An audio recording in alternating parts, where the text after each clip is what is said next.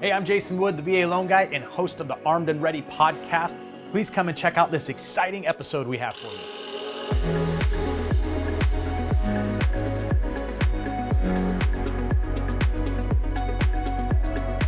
Hey, and welcome to another episode of the Armed and Ready podcast. I'm your host, Jason Wood, the VA Loan Guy. Today we have Army veteran Nick Bussie on with us today, and we're super excited to have you on the show. Thanks for being on, brother. Hey, thanks, Jason. I appreciate it. It's an honor. Awesome, man. So you're in the Army, right? So 13 years in the Army, is that right? Yep. A nice, good, hard, long 13 years. Right on, man. What did you do? What was your job?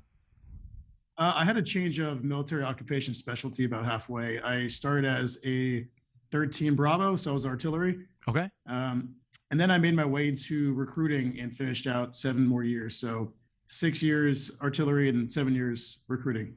What prompted you to join the military? Was it something like you were always after, you always planned on doing, or did it just kind of happen by accident? Tell us the story. You know, a lot of people my age tend to probably join for the same reason. You're in high school. It's sophomore year. You're in history class or whatever class you may be in. And all of a sudden, you know, everyone stops, it's silent, and everyone's staring at the TV. At the time, I didn't even know what was going on. I just saw one tower of smoke, and then next thing you know, 2 towers of smoke. And you're kind of still trying to grasp what's going on. And then you start seeing bodies falling out of the buildings, jumping out of the windows. And that created something inside of me that just was curious what is going on. And so when those twin towers were under fire and everything was happening and they collapsed, I just had to hit a reality like, oh my gosh, this is real. This is actually happening, history in the making. And I'm in history class learning about times that are way before me. Yeah. So that really struck my my patriotism, my really, I guess, my care for, you know, what's going to happen to our country if I don't serve. And all my friends start jumping into the war who graduated 2 years later. So in about 2006, about 2 years after I saw this, I just decided, you know what, like there's something bigger out there for me to do. There's a war going on. And I really want to put myself out there and join these forces and get rid of this terrorism. And, you know, I just drop of a hat. I walked into a recruiting station and I said, send me right away, which is funny because we end up having that hashtag send me. Yeah. But I literally was one of those guys that walked in, said, send me, give me something in combat. And they sent me away. And about 2 months after that, I was gone. And I finally came back in 2019. But you know, really my purpose, I was still trying to figure out what my purpose was in life. And I thought, you know, this is a great time to defend your country. This is a good way to develop yourself as a man. And, you know, it really did change a lot for me. In fact, like where I am now is nothing I could have fathomed at that time. Yeah. I mean, it's such a life-changing moment, right? Having watched that, I was already in, I was in the National Guard at the time, so I wasn't activated, but I was, you know, on the list, right? As soon as, you know, they needed me, I was ready to roll, and all the pre-deployment briefings and anthrax vaccinations and all that jazz, right? All teed up. So you went right into theater then, shortly after what your tech school or your MOS school. Where did you end up in the Middle East? Where'd they send you? Yeah, after basic, I'd say I spent maybe 1.5 years, 2 years at Fort Riley training, and we got our orders to go, and we went to Baghdad, our first tour. Okay. So we went to Baghdad, and we went to VBC. If you don't remember, that's a huge base, not too far from Prosperity, where Saddam's palace was, and we ended up actually being in the last 4 months inside the palace, operating out of there. So I ended up there, and then the second tour, we ended up in Fob Adder, which is an air base in southern Iraq, near Nasiriyah. So what was it like being there during that time? I mean, were you guys in situations where you're taking a lot of fire, or what was your experience? You know, I was prepared for the extreme chaos, which I think is good for someone to prepare themselves for that. Yeah. But, you know, it was more so everything around me that was going on was interesting. So we didn't engage in so much battle. It was more like there's a cloud of smoke blowing up at ECP1, just, you know, an eighth of a mile to our right. And then there's another cloud of smoke from a bomb on ECP2 to the left, just another quarter mile to the left. And so my experience was, when is this going to happen to me? Is it going to be tomorrow? Is it going to be the next day?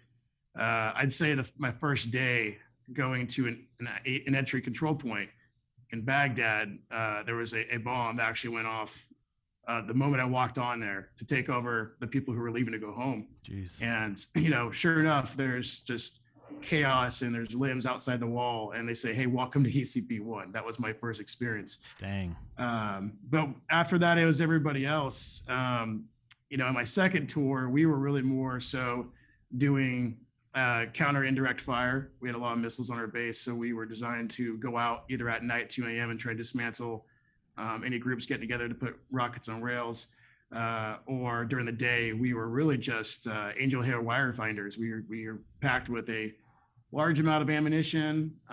We had a thing called a Guardian, which puts about a 50-foot circle around us of a powerful invisible ring that would stop any radio command signals to bombs near us. And we would just find wires upon wires and wires just going from covert to covert to covert with IEDs. Wow. So my experience was actually fun. If I answered the question, I was the guy with the sucker in my mouth. I was the guy putting all kinds of random brush of bushes in my helmet, my uniform, like we're trying to camouflage, but there's no greenery out there. So right. I had a blast. I had a blast. I mean, I'd pull out a bomb out of a covert, not knowing if it's going to explode, just so I can get home to have my roast beef sandwich. Because EOD takes 8 hours to get out there, and I've already been out there 8 hours. Jeez. So it was a fun experience. That's crazy. It's interesting to me, like how much work they put into like planting all these IEDs. I mean, they're everywhere. Yeah, they're intelligent, in that matter. If we evolve something that's different, they evolve their techniques to go around it. So, if they have an EFMP or anything that triggers off the heat engine, or for instance, we had a Rhino on the top and the front of our Humvees that had that huge, really hot glow plug that would detect the heat initiation of bombs that would go off. Well, to eliminate the issue for the enemy, they would actually have it timed. So by the time it touched our heat lamp in our Rhino on our vehicle, it'd time it just enough proximity or difference in time so that it'd blow up underneath our engine or underneath our vehicle. So they do a very good job of tailoring their devices or their techniques to what we do. Well, thankfully you made it back in one piece. And you got a recruiting slot. What was that like? I've heard a lot of people really enjoy that recruiting slot. Some do, some don't. It's definitely a hustle and bustle, but I was actually put in a packet for both recruiting and a drill sergeant. Okay. And sure enough, about to go on a mission on my second tour last month in Iraq, I get orders to be voluntold to be a recruiter. So, even though I volunteered for it, I did get ordered to do so. And I started my journey there with recruiting, which pretty much jump-started everything that I'm doing now. Nice. So walk us through that. So 13 years, you got done with your recruiting orders, and was your enlistment up and you were just like, peace, I'm out? Or how did you end up exiting? No, I actually developed a compartment syndrome in both my legs.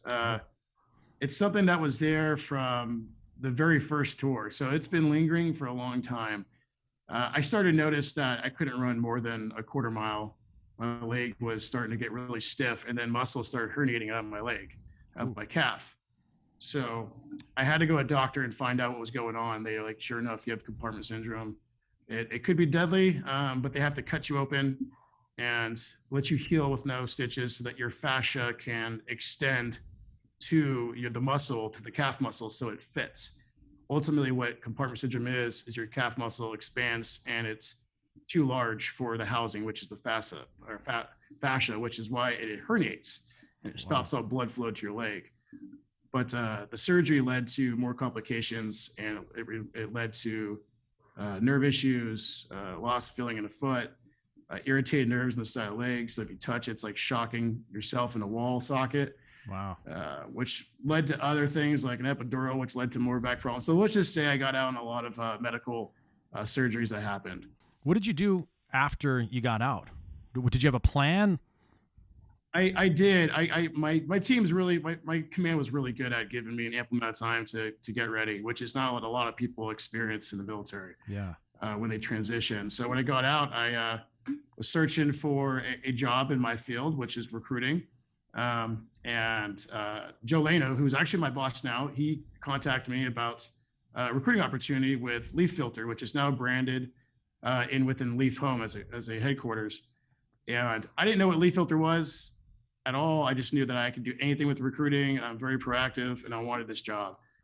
And next thing you know, our chief human resources officer, Sean Laboda, had this great idea, and I'm sure the other people of his team had a great idea to try and instill the military culture within the company, which was originally for just LeafFilter, but now it's for all their verticals, their different companies. And they asked me, "Hey Nick, how can we bring the military culture into our company, and also find a way to build talent programs that can bring in good military talent into our company as well? And can you write something?"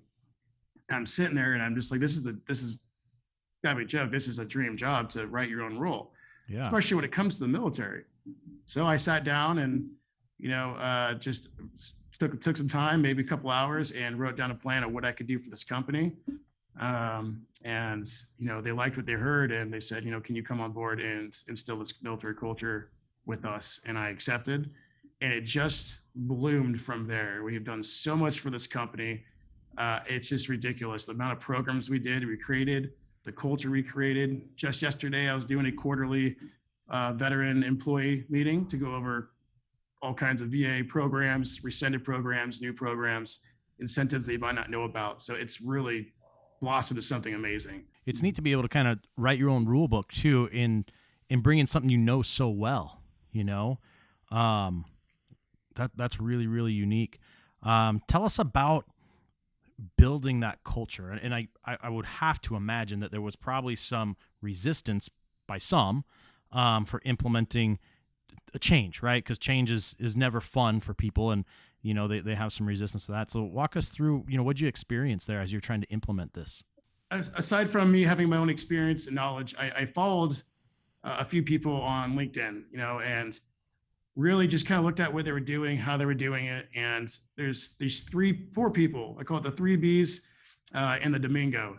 And you may or may not hear of them, but I'm sure somebody who watches this does.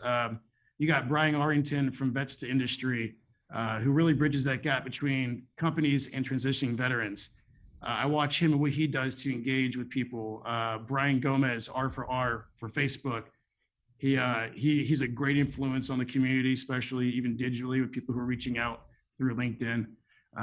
Brian Prather, it might be Prather, he works for Nike, and he's taking all these different initiatives on the side to make sure that he's still tailoring to veterans for the company and just as a mentor. And of course, Samantha Domingo from Amazon, she does the military initiatives programs. So I looked at all these people and said, okay, what can we do? How can I instill the same thing, but maybe different for our culture and our company? Yeah. And we did so. However, the challenges were more so, is our company going to be a right fit for military? How do we find a way to make sure they feel comfortable within this company? Because there's a lot of psychological things that can go on when you're transitioning. And one of them is fitting into a culture and one that has structure. So those were really big challenges, because to be able to create something, you need a team, a corporate team. You need your social media team, content creation team. You need everyone to bless on your programs that you want to do. And of course, we wanted to create a welcome package to military people, hats, challenge coin, just like we do in the service, our own shirts, and everything we can find to make them feel welcome. So we eventually did do it, and it's actually working out just fine. The challenges were really just getting us blessed on and trying to find a way for service members to feel comfortable walking into a new company, while at the same time, they might have identity crisis. They might be not sure, hey, is this going to work out for me? This is new. So we really try and bring that welcoming presence. And so far, I'd like to say, based on data, we are doing a great job. That's really exciting. And so now, are you even participating in the recruiting capacity that you thought you were originally going into or applying for, or did that just completely shift day one into doing the culture piece? No, it's both. Okay. I am not only creating programs or partnering with organizations like Hiring Our Heroes, uh, DoD SkillBridge, Yeah. uh, but at the same time, I'm running all those candidates. So to help out our talent team and recruiting team, I have my own running list. I speak individually, one-on-one with every single candidate that's looking to come join our company.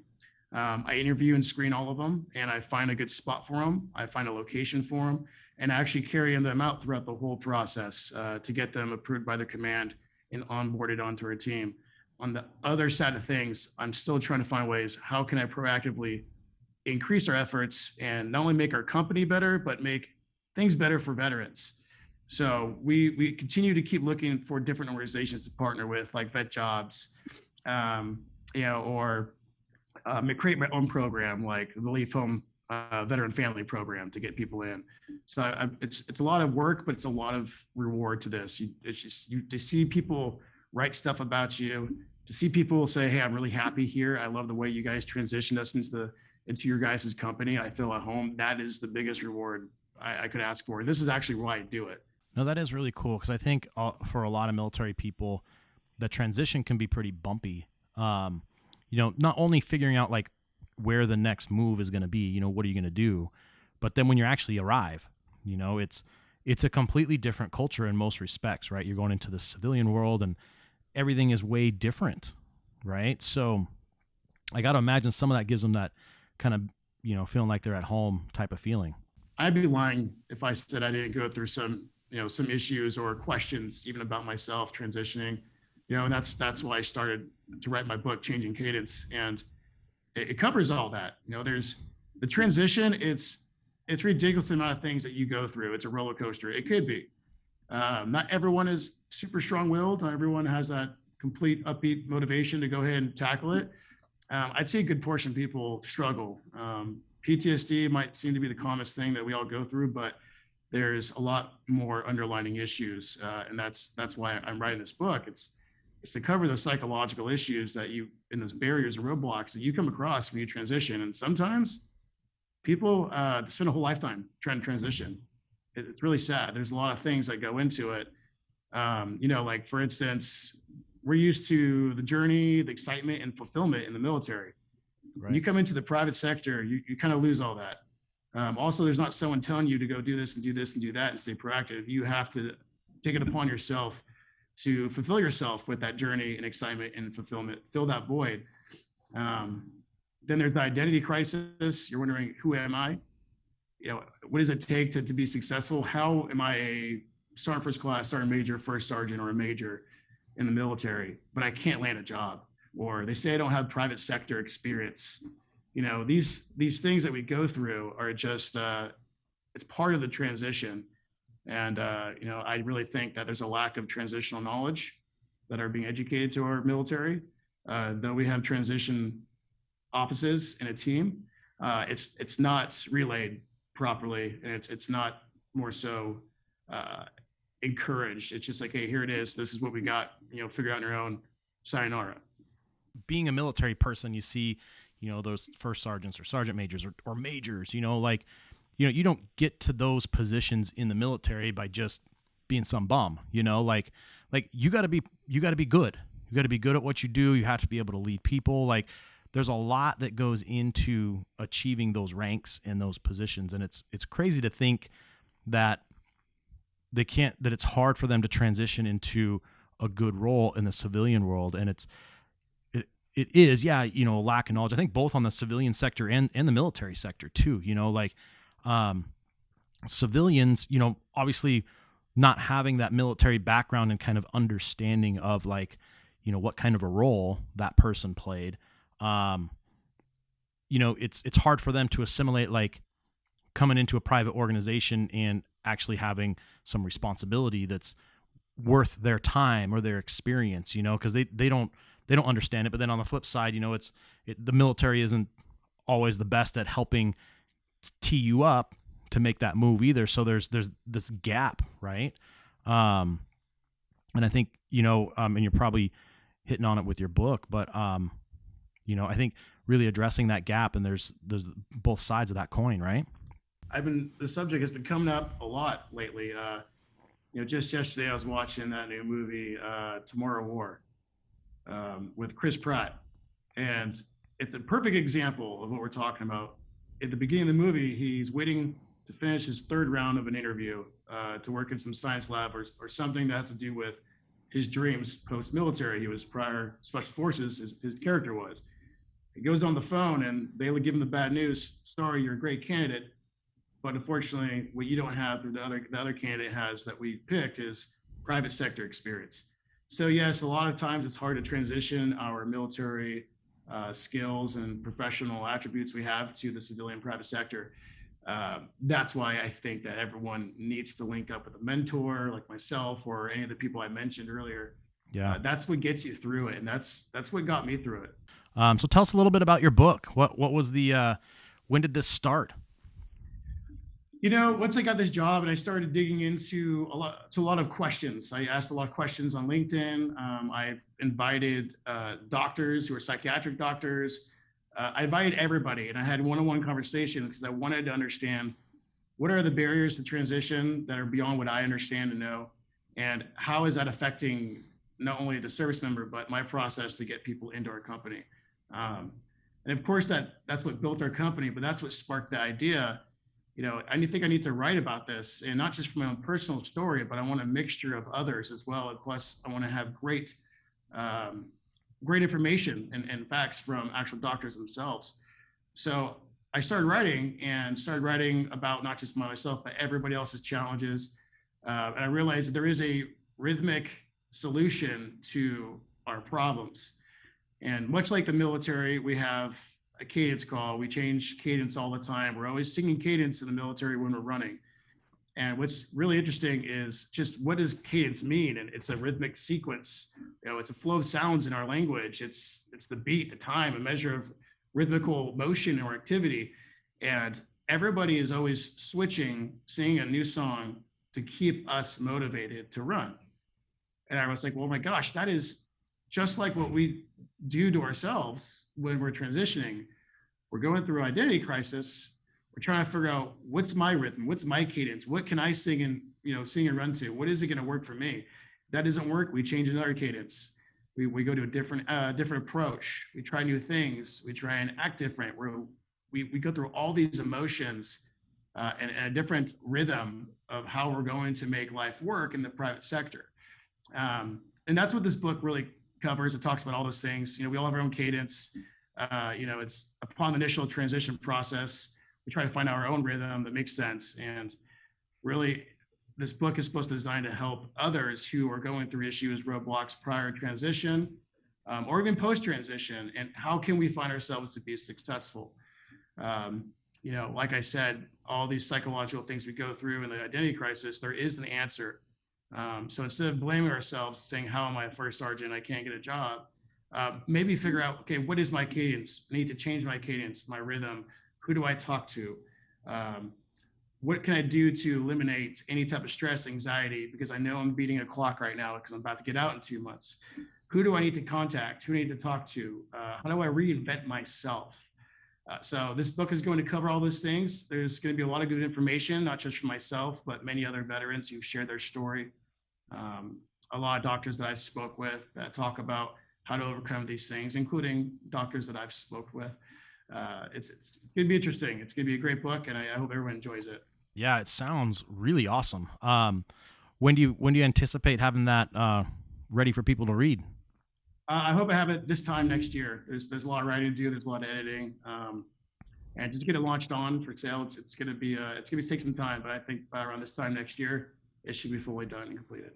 Oh, that's awesome. Well, if we can help in any way, through the podcast and what we're doing here to get some eyes on it or get some exposure, you absolutely have our full support. I think that's a really, really big deal, and we'd love to support you in any way that we can.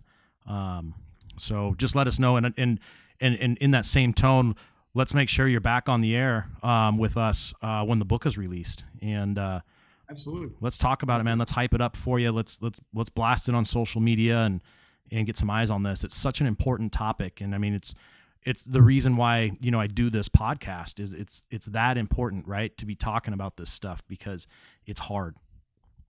It's a purpose, right? Just like you, we do have this purpose, and I think mine was not serving when I thought it was. I think my purpose was serving those who are serving or have served. And you know, I moved down to Las Vegas from California not too long ago, and you know, I've met some good people who are doing things for veterans who are not even, some who have never served. There's a great guy named Mark here who runs a thing called Rec Barbecue, and it's for veterans because veterans ultimately is what took him out of a really dark hole mentally. There's a thing called Veterans Court.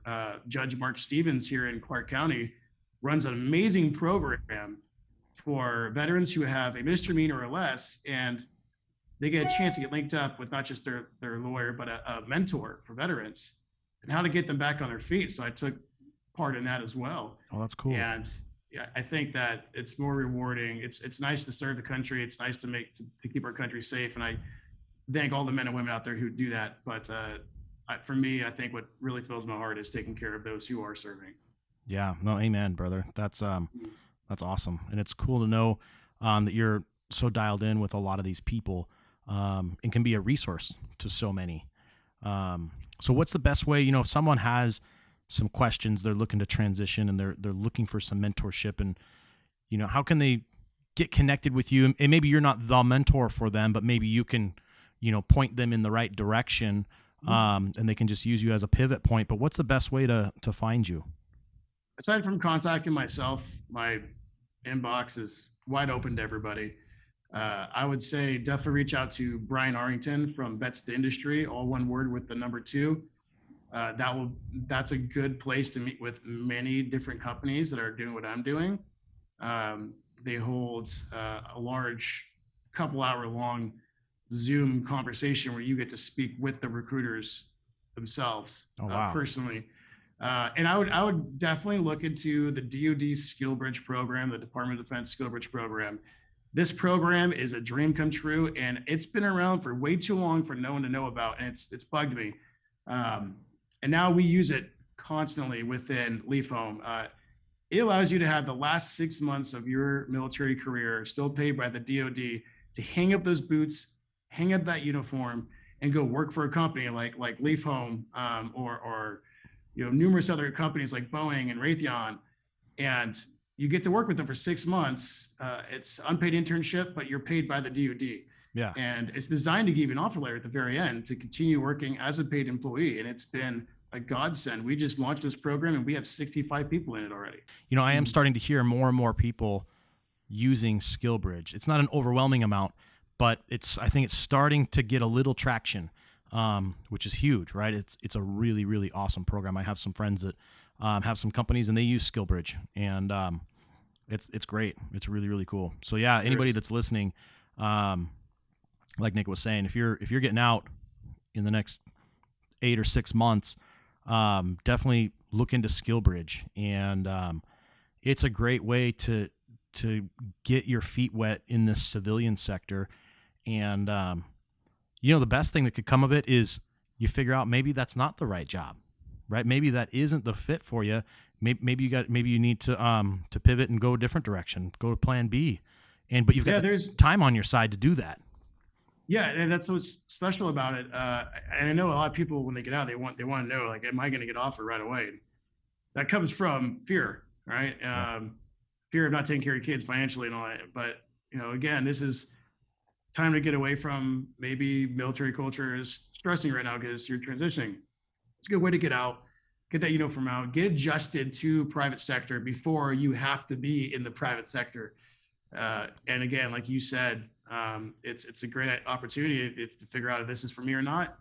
And if it's not, you still have a lot amount of time to go look for something. Yeah. Luckily for us, we've got about a 90% acceptance rate as far as giving our offers and then being accepted. So I'm glad we're the right fit, but it is a great time to use to find out for yourselves. Yeah, 1,000%, man.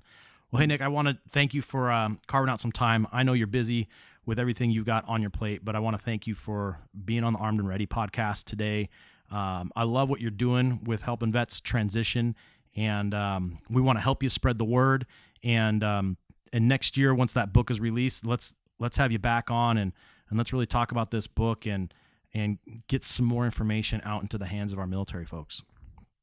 Absolutely. Yeah, that'd be great. Can't wait to talk to you again soon. Awesome. All right, brother. Thanks so much. Take care. You too. See you, Dylan. Bye. Thank you so much for checking out today's episode. If you have any questions about the guests on the show, please reach out to me at valoanguy.us.